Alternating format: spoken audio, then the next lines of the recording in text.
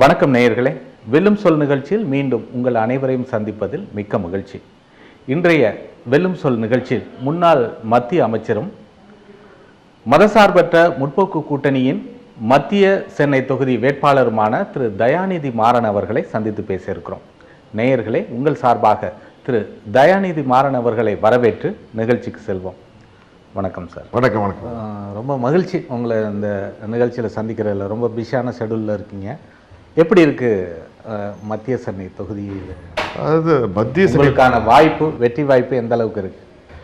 நிச்சயமாக வெற்றி வாய்ப்பு உறுதி செய்யப்பட்ட அளவில் இருக்கு. காரணம் பார்த்தீங்கன்னா மக்கள் ஒரு கோபத்தில் இருக்காங்க. மத்திய சென்னை மட்டுமில்லை, தமிழ்நாட்டில் உள்ள மக்கள். ஏன்னா தமிழ்நாடு தொடர்ந்து புறக்கணிக்கப்பட்டுள்ளது என்பது அவங்களுடைய கருத்து. அது உண்மைதான்.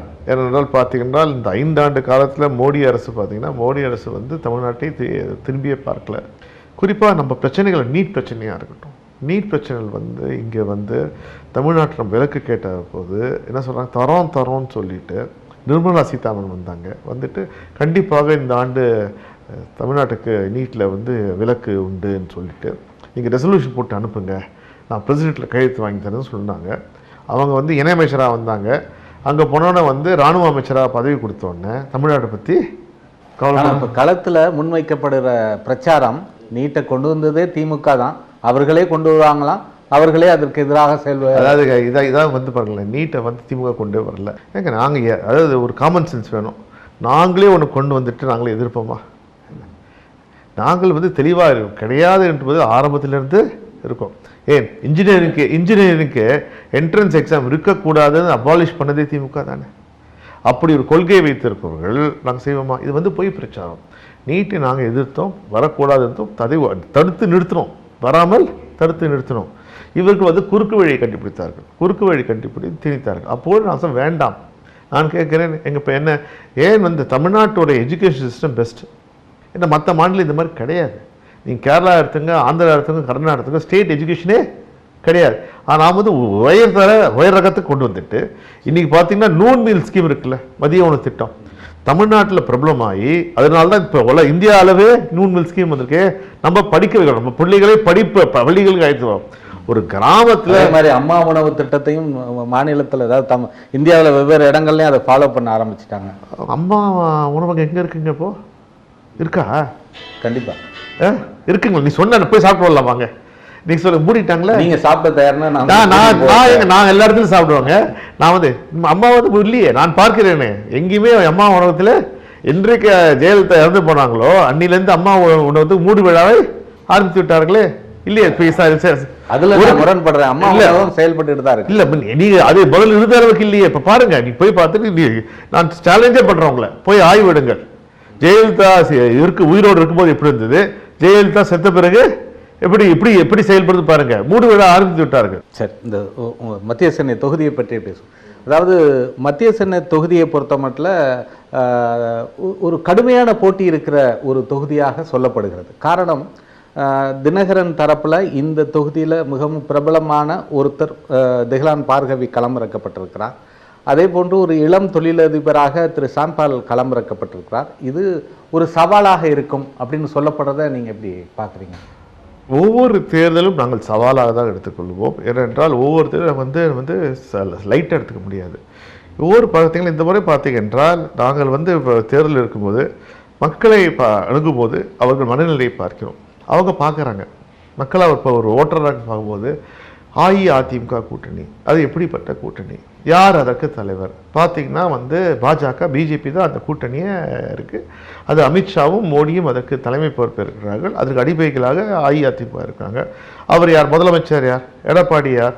எடப்பாடி பார்த்தீங்கன்னா ஒரு ஏலத்தில் அவர் முதலமைச்சராக தேர்ந்தெடுக்கப்படுறார். யாருக்கு தேர்ந்தெடுக்கிறாங்க? சசிகலா காலை பிடித்து கூவத்தூரில் நான் சசிகலாவுக்கு உங்கள் அம்மா உங்கள் அடிமையாக இருப்பேன், கவலைப்படாதீங்கன்னு சொல்லி பாம்பு மாதிரி நவிழ்ந்து காலை பிடிச்சிட்டு அவரை முதல்ல 2 வருஷத்துக்கு மேலாக இதே பிரச்சாரத்தை தான் மேற்கொள்றீங்க. ஆனால் இன்னமும் அவர் ஸ்திரத்தன்மையோடு இருக்கிறாரு. காரணம் இப்போ என்ன பண்ணுறாங்க? யாரும் தயவால் இந்த அரசு நீடிக்கிறது? காரணம் என்ன? மத்திய அரசு தானே இவங்களுக்கு ஆக்சிஜன் கொடுத்துட்டு இருக்காங்க. அதுக்காக இவங்க மாதம் கப்பம் கட்டுறாங்களா இல்லையா மத்திய அரசுக்கு?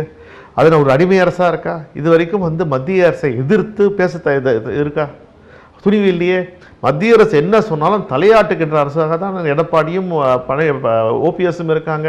அதனால தானே தமிழ்நாட்டுக்கு அவங்க உங்க மேலே அப்படி ஒரு குற்றச்சாட்டு இருக்கு. காங்கிரஸ் ஆட்சி காலத்துல மத்திய அரசுக்கு எதிராக வாயே திறப்பதில்லை திமுக அப்படின்ற ஒரு நிலைமை மத்திய அரசுல அங்கம் வகித்ததால அடுத்த ஒரு கட்டத்தில் நாங்கள் மத்திய அரசு வெளியே வந்தோமா இல்லையா? நாங்கள் ராஜினாமா செஞ்சுட்டு அமைச்சர்கள் கடைசி கட்டத்தில் நாங்கள் வந்து எப்போது வந்து எங்களுக்கு இல்லையோ கருத்து வேறுபாடு இருக்கும், ஆனால் வந்து உரிமைகளை என்றுமே நாங்கள் திமுக விட்டு கொடுத்ததே கிடையாது.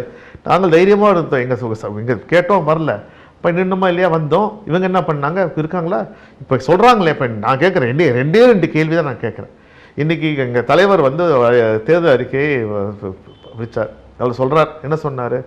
நீட்டை நாங்கள் முழுமையாக எடுத்து பண்ணுவோம். அதே தேர்தல் அறிக்கையை நீட்டை பற்றி எங்கள் கூட்டணி கட்சியான காங்கிரஸும் அதே கொள்கை முடிவில் இருக்கா? இப்போ ஏடிஎம்கே போட்டிருக்காங்க, அதே நீட்டை வந்து எடுப்போன்னு பிஜேபி சொல்லுமா? இன்னும் கூட குறிப்பாக சொல்றாங்க, அதாவது வெற்றி பெற முடியாது என்பதற்காக எதையெல்லாமோ தேர்தல் வாக்குறுதிகளாக கொடுக்கிறார்கள் அப்படின்னு ஒரு குற்றச்சாட்டு. திமுக மக்களுக்கு திமுகவின் தேர்தல் அறிக்கை மீது மிகுந்த நம்பிக்கை இருக்கு. எது வரைக்கும் நாங்கள் என்னென்ன சொன்னோமோ அத்தனையும் நாங்கள் செய்து முடித்திருக்கிறோம் இல்லையா? இப்போ நாங்கள் என்ன சொல்றோம்? இது என்ன நான் கேட்குறேன், இதே நான் கேட்கிறேன். நாங்கள் அறிவித்த பிறகு, எங்கள் தலைவர் ஸ்டாலின் அவர்கள் அறிவித்த பிறகு அவர்கள் தேர்தல் அறிக்கை வருகிறார்கள். நாங்கள் என்ன சொன்னோம் அப்படியே காப்பிடிக்கிறாங்க. நான் கேட்குறேன், நீங்கள் மாநில பாமகவில் வந்து காப்பி அடிச்சிங்கன்னா அவங்க சொல்கிறாங்க. கேளுங்க, நான் பாமக அடிக்கிறேங்க. திமுக வந்து ஒரு ஆலமரம். என்ன திமுக பார்த்து தான் மற்றவங்க காப்பிடிக்காங்க. பாமக வந்து நாங்கள் வந்து பொருட்டாவே நாங்கள் மதிப்பதே கிடையாது. சொல்வதை செய்வது தான் திராவிட முன்னேற்ற கழகம். அதன் தலைவர் தான் திரு மு.க. ஸ்டாலின். ஏன்னா பாரம்பரியம் அப்படி. இவர்கள் பாரம்பரியம் பொய் சொல்வது, முதுகில் காரியம் முடிந்தவுடன் முதுகில் குத்துவது. எப்படி சசிகலா முதுகில் குத்தினார்களோ, எப்படி டிடி முதுகில் குத்தினாரோ, தமிழ்நாடு மக்களை குத்தி கொண்டே ஜல்லிக்கட்டுக்கு போராடலாம். முதுகில் குத்துனதை திரு தயாநிதி மாறன் ஃபீல் பண்ணுறேன். அவர் ஒருத்தர் கேரக்டர் ஒருத்தர் எப்படி இருப்பார் சொல்ல, உன் நண்பரை சொல், நீ எப்படிப்பட்டவன் நான் சொல்வேன்னு சொல்லி இருக்கிற உண்மைதானே? அதே மாதிரி இவர்கள் கடந்து வந்த பாதையை பாருங்க. இவர் யார்? எடப்பாடிக்கா வந்து எடப்பாடி சிஎம் ஆகிறதுக்காக மக்கள் ஓட்டு போட்டாங்க இல்லையே, ஜெயலலிதா தான் போட்டாங்க. ஆனால் நீ ஜெயலலிதா இல்லை, திருப்பி முறைப்படி ஜனநாயகம் பண்ணி இருந்தால் இன்னைக்கு கேட்டிங்களே நிற்குதுன்னு ஏன் ஏங்க 2014 ஜெயலலிதா ஜெயிக்கிறாங்க 37 நாடாளுமன்றம். எப்படி ஜெயிக்கிறாங்க? கூட்டணி யார் உங்களுக்கு? Election commission of India section 144 போட்டாங்களே இல்லையா? அன்லாஃபுல் அசம்பிளி சொல்லி யாரையுமே எங்க போட்டு அவங்க போய் பணம் பட்டுவாடா பண்றதுக்கு பண்ணாங்களே இல்லையா? நீங்க அடுத்த தேர்தல் கமிஷனோட இருந்துச்சுன்னு எடுத்துக்கலாமா? தேர்வு பண்ணுவேன். இந்தியாவில் எங்கேயாவது எங்க 144 போடுவாங்க? பதற்றமான இருக்கு. நீங்க தமிழ்நாடு அமைதி போகா என்று சொல்லிவிட்டு ஏன் செக்ஷன் 144 போட்டீங்க? உள்நோக்கம் என்ன? சோ இப்பயும் தேர்தல் கமிஷன் அதிமுகவோடு அல்லது பாஜகவோடு இருக்கு. கண்டிப்பாக அந்த சந்தேகம் இருக்கு. ஏன் சந்தேகம் வருது? என்ன பண்றீங்க? 21 சட்டமன்ற உறுப்பினருக்கு பை எலெக்ஷன் வைக்கணுமா இல்லையா? வச்சிங்களா? 18 தான் வைக்கிறீங்க. ஏன்னா 3க்கு கேஸ் இருக்குன்றீங்க. என்ன ஒருத்தர் இன்னொருத்தர் 21 22 போகுது, இன்னொருத்தர் வந்து மாரடைப்பில் செத்து போறாரு, பண்ண மாட்டேன் எலெக்ஷன் அனௌன்ஸ் பண்ண மாட்டேன்றீங்க. ஆனால் கோவா முதலமைச்சர் பரிக்கர் வந்து இறக்கிறார். இறந்தோட நைட்டா நீங்க வந்து அனௌன்ஸ் பண்றீங்க எலெக்ஷன் கமிஷன். இப்படிங்கிறது நடுநிலையாக பண்ணால் எங்களுக்கு நம்பிக்கை வரும். எங்களுக்கு ஏற்கனவே நாங்கள் அடிபட்டிருக்கோம். 2014 நாங்கள் அடிபட்டோம். திருப்பி எங்களுக்கு சந்தேகம் வருது. இப்போ உங்களுக்கு என்ன? இவங்க ஆட்சியை தக்க வைத்துக் கொள்ள வேண்டும். 18 இதாவது பண்ணி ஏன்னா பண்ணோம். மக்கள் வந்து முட்டாள்களே கிடையாது. இல்லை, அவங்க தக்க வச்சு கொள்றதுல அதற்கான முயற்சியில் இறங்குறது தவறு இல்லை. என்ன வகையான முயற்சி? நீங்க பாருங்க, நீங்க ஜனநாயக நாடு. இது வந்து நம்ம சர்வாதிகார நாடு இல்லையா? ஜனநாயகம். இன்னைக்கு பார்த்தீங்கன்னா, அதாவது முதலமைச்சர் இன்னும் ஒரு கடுமையான குற்றச்சாட்டை இப்போ தேர்தல் பிரச்சார காலத்தில் வச்சிருக்கிறார். அதாவது 2G பணம் எல்லா இடத்துலையும் இப்போ தமிழகம் முழுவதும் பிடிபடுது அப்படின்னு சொல்லியிருக்காரு. அண்மையில் பிடிப்பட்ட பணமும் கூட 2G பணம் அப்படின்ற ஒரு குற்றச்சாட்டை முன்வைக்கிறாரு. உண்மையை நான் ஜெயலலிதாவை பாராட்ட வேண்டும். ஜெயலலிதா வந்து கரெக்டாக தான் இவங்கெல்லாம் வச்சுருந்தாங்க. இவங்கெல்லாம் சுயமாக யோசிக்க தெரியாது, சொந்தமாக புத்தி கிடையாது, பேச தெரியாது, பேசினா உளருவார்கள். அதனால தான் இவங்க அடிப்பைகளாகவே ஜெயலலிதா வச்சுருந்தாங்க. வாயை திறந்த ஏங்க ஒரு கோட்டை வந்து கிட்டத்தட்ட 3 ஆண்டுகள் மேல் அது விசாரித்து தீர்ப்பது 2Gயே இல்லை, இது வெறும் கற்பனை, இதெல்லாம் வந்து கற்பனையில் வந்தது சொன்ன பிறகு 2G பணம் எங்கெங்க இருக்குது? இல்லையே கேஸே சப்ஜெக்ட் கோரே இல்லாத போது இப்படி இருக்கு. அப்பீலுக்கு போயிருக்கிறத வச்சு ஏங்க அப்படின்னு பார்த்தா கேட்குறேன். அப்பீல் அகைன் பாருங்க, விவரம் தெரிந்தவர்கள் சொல்லுவாங்க. எப்படி அப்போ அப்பீல் உண்மையில சொல்லி வழக்கை முடித்து விட்டு இல்லைன்னு சொன்னாங்க. அதனால அப்போ கேட்குறப்ப ஐயா வேற எதுக்காக இவங்க அப்பீல் போனால் அந்த குற்றம் இருக்கா? இது இந்த குற்றச்சாட்டை சொல்லக்கூடாது தடை பெறுவீங்களா? நான் அதுக்கு ஒரு முட்டாள்தனமான குற்றச்சாட்டுக்கு நாங்கள் முட்டாள்தனமாக செயல்பட்டால் மக்கள் எங்கள் முட்டாள்தனம் அது என்ன அவருக்கு ஐடியா இல்லை. எது என்றால் 2014 எங்கள் மீது காங்கிரஸ் மீதே தூஜி வைத்து தான் பிஜேபி ஆட்சிக்கே வந்தது. பூதாகாரமாக அதை சொல்லி மக்கள் மனத்தை பற்றி பொய்யை சொல்லி ஐயோ கருப்பணம் இருக்கு, நான் வந்து கருப்பணத்தெல்லாம் கொண்டு வரேன், வந்தா ஒவ்வொருத்தர் அக்கௌண்ட்ல 15 லட்சம் போடுறேன் சொன்னாரா மோடி? எங்காச்சு பொய்? இது வரைக்கும் அவர்கள் சொன்னது அதே பொய்யை இவர்கள் திருப்பி மக்கள் இதை பண்ணி திசை திருப்புகள். நான் கேட்குறேன், இன்னைக்கு ஒரு முதலமைச்சராக இருக்கிறார், நீங்கள் என்ன செய்ய போறன்னு சொல்லணும்ல. தனிப்பட்ட ஒருத்தரை தாக்குவதில் ஏன் முதலமைச்சர் மும்முரமாக இருக்கிறார்? திரு ஸ்டாலின் தாக்குறதை விட முதலமைச்சர் தாக்குறாரு. நாங்கள் ஸ்டாலின் சொல்வது என்ன, ஏன் எங்கள் தலைவர் சொல்வது என்னென்றால் மக்கள் பிரச்சனையில் பொறுத்த வரைக்கும் நீங்கள் செய்யவில்லை. நாங்கள் மக்கள் பிரச்சனை முன்னிட்டு தான் நாங்கள் பேசுகிறோம். நீங்கள் என்ன பண்ணுறீங்க? உங்கள் மக்கள் பிரச்சனையை பேசவே மாட்டேன்றீங்களே. இன்னைக்கு தண்ணீர் பிரச்சனை இருக்கு, ஏன் வந்து பேசலாம்ல. மின்வெட்டு இருக்கு, இன்னைக்கு வந்து மின்சாரம் வந்து இல்லை. தமிழ்நாட்டுக்கு பிரச்சனையே இல்லை அப்படின்றது அவங்க வாதம். ஏங்க நான் சொல்கிறேன், பூனை கண்ணை மூடிக்கொண்டால் உலகம் இருட்டுமா? அப்போ நீங்கள் தெரியல, தெரிஞ்சுட்டு போய் சொல்கிறேன். ஒன்று நான் எழுதி வைத்துக் கொள்ளுங்கள். என்றைக்கு தேர்தல் முடிகிறதோ அன்றைக்கு பாருங்கள், நள்ளிரவு முதல் மின்சார பிரச்சனை தள்ளி தூக்காகும். இன்னைக்கு தண்ணீர் பிரச்சனை எங்கே சென்னையில் மட்டும் இல்லை, எங்கே பார்த்தாலும் தண்ணீர் பிரச்சனை. இன்னைக்கு ரோடெல்லாம் போர் போடுறோம். கோடை காலத்தில் தண்ணீர் பிரச்சனை வர்றது வந்து இயற்கையான விஷயம் தானே.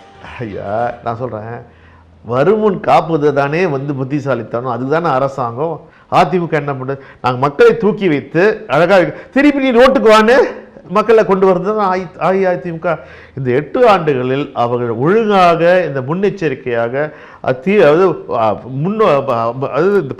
உட்கட்டமைப்புகளை அழகாக பயன்படுத்த திமுக சிஸ்டத்தை ஃபாலோ பண்ணுறது தான். 8 ஆண்டுகளில் மக்கள் தண்ணீருக்காக அடைஞ்சதை நீங்கள் சொன்னாலும் அந்த 8 ஆண்டுகளுக்கு முன்பாக மக்கள் மின்சாரத்திற்காக தவிச்சாங்க அப்படிங்கிற ஒரு விஷயம் இருக்கு. இல்லை பார்த்தீங்கன்னா நான் சரி பண்ணிட்டு தான் நாங்கள் போனோம், மின்சாரம் சரி பண்ணி தான் போனோம்.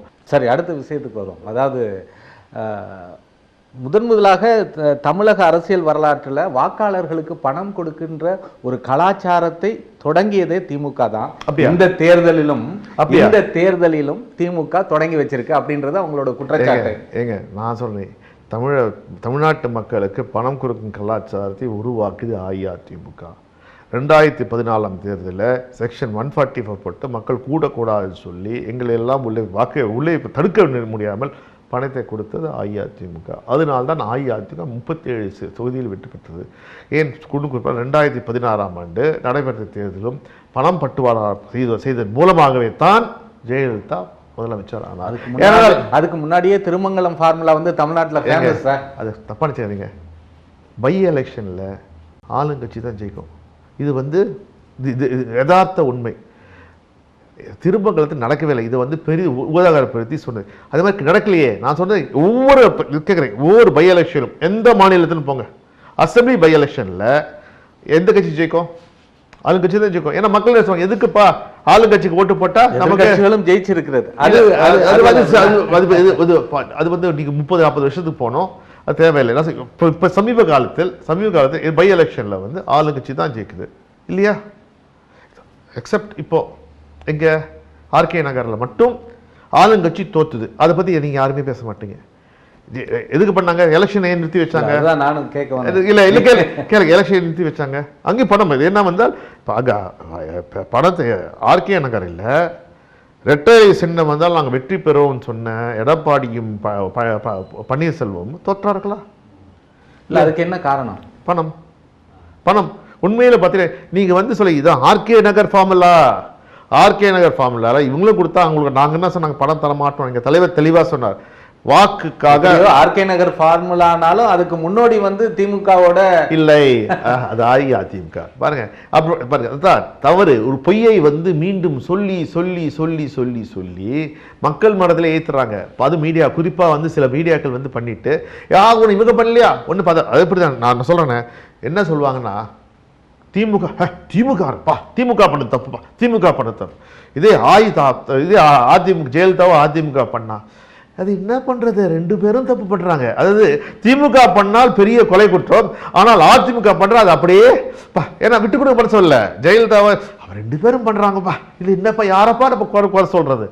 இந்த இது மாற வேண்டும். இப்போ திரு துரைமுருகன் அவர்கள் அவருடைய வீட்டில் வருமான வரித்துறை சோதனை நடத்தியது. முதல் நாள் வந்து எதுவுமே பிடிக்கலை அப்படின்ற மாதிரி சொன்னாங்க. அடுத்த நாள் வந்து அவர் உறவினர்கள் வீடுகளில் கிட்டத்தட்ட 13 கோடி ரூபாய் வரைக்கும் பணம் பிடிபட்டது. இது வந்து திரு துரைமுருகன் அவர்களுடைய பணம் அப்படின்னு சொல்லப்படுது. இன்கம் டேக்ஸ் யாரு? மத்திய அரசு. இன்னைக்கு வந்து மத்திய அரசு சிபிஐயாக இருக்கட்டும், என்ஃபோர்ஸ்மெண்ட்டாக இருக்கட்டும், இன்கம் எல்லாரும் வந்து அது கிட்டத்தட்ட ஒரு அடிமையை போல் வச்சிருக்காங்க. ஏன் இன்கம் டேக்ஸ் வந்து வெளிப்படையான அதிகாரப்பூர்வமாக அறிவிக்கை வெளியிடவில்லை அப்படின்ற உண்மை இல்லை. திரு துரைமுருகன் வீட்டில் வந்து கூடுதலாக அந்த அறிவிப்பு வந்தால் ஒத்துக்குவீங்க? நான் பிடிக்க பேச விடுங்க. துரைமுருகன் வீட்டில் 10 லட்ச ரூபாய் கூடுதலாக வச்சிருந்தார். அதற்கான ஆவணங்களை அவர் தருகிறேன் என்று கூறிவிட்டார்.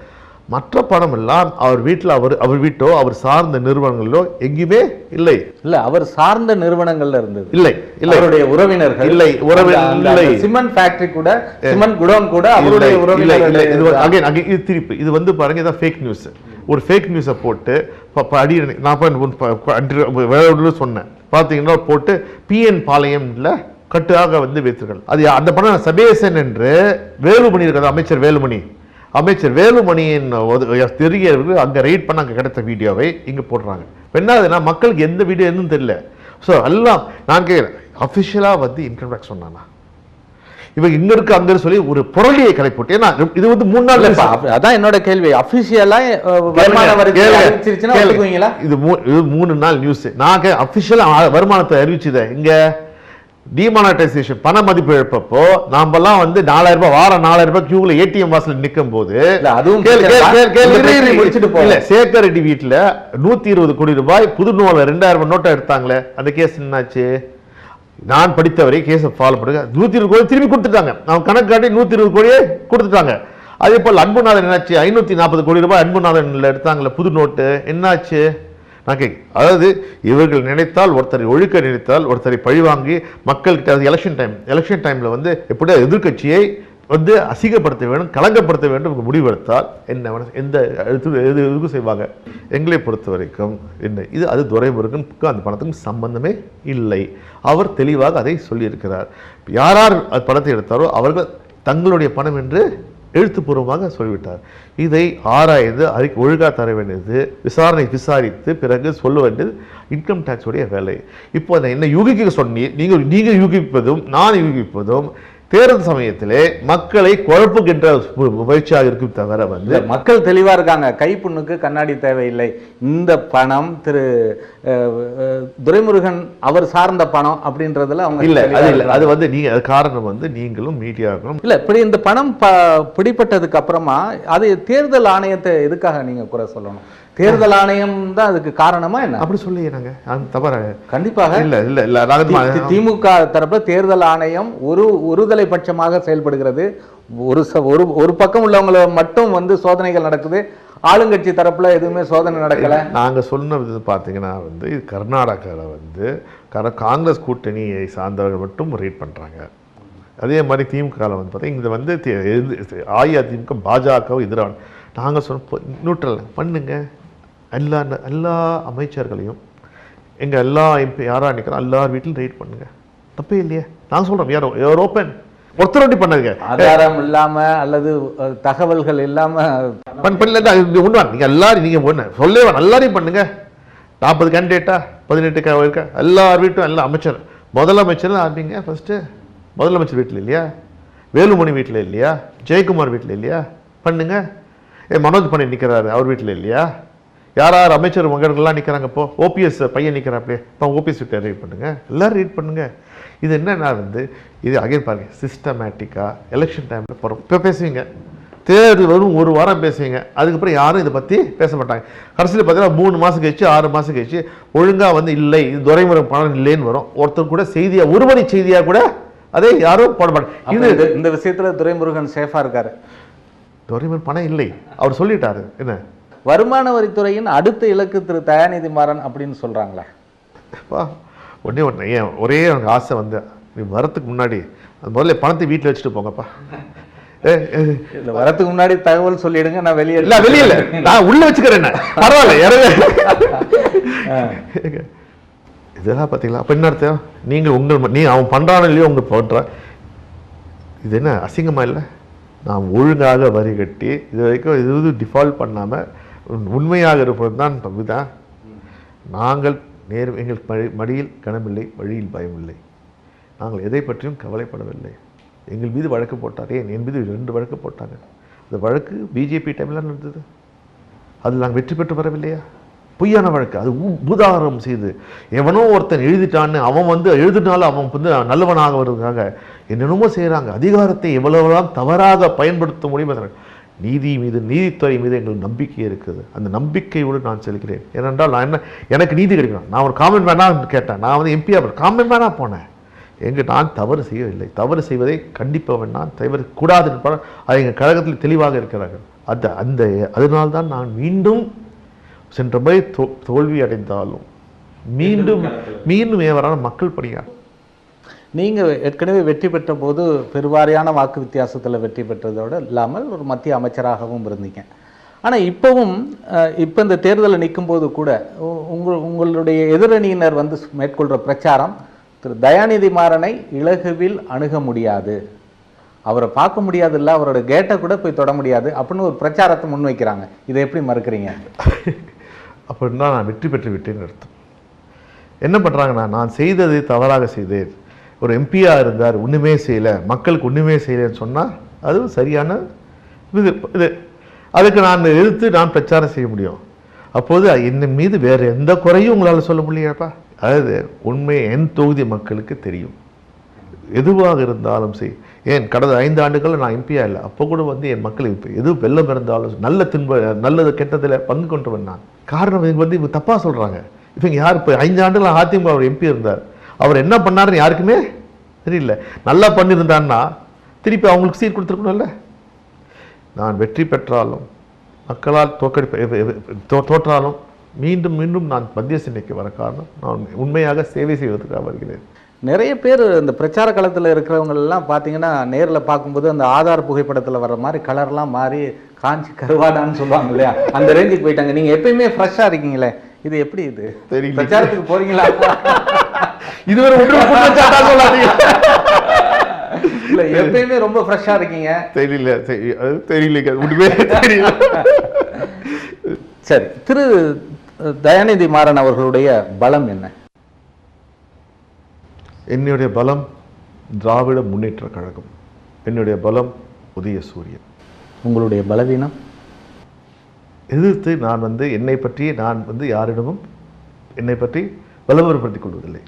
நான் எதை செய்தாலும் விளம்பரப்படுத்திக் கொள்ளாமல் என் பணியை பார்த்து எதுவும் எதிர்பார்க்காமல் பணியை செய்வது. விளம்பரம் பிடிக்காத மனிதரோ? ஆமாம். ரொம்ப நன்றி சார். அதாவது பரபரப்பான சூழ்நிலையில் தேர்தல் களத்தில் பரப்புரையில் ஈடுபட்டிருக்கிற இந்த நேரத்திலும் கூட எங்களுக்காக நேரம் ஒதுக்கி இந்த வெல்லும் சொல் நிகழ்ச்சியில் பங்கேற்று பல்வேறு கேள்விகளுக்கு பதிலளிச்சிருக்கீங்க. இதுக்காக நியூஸ் 18 தொலைக்காட்சி சார்பாக நெஞ்சார்ந்த நன்றி.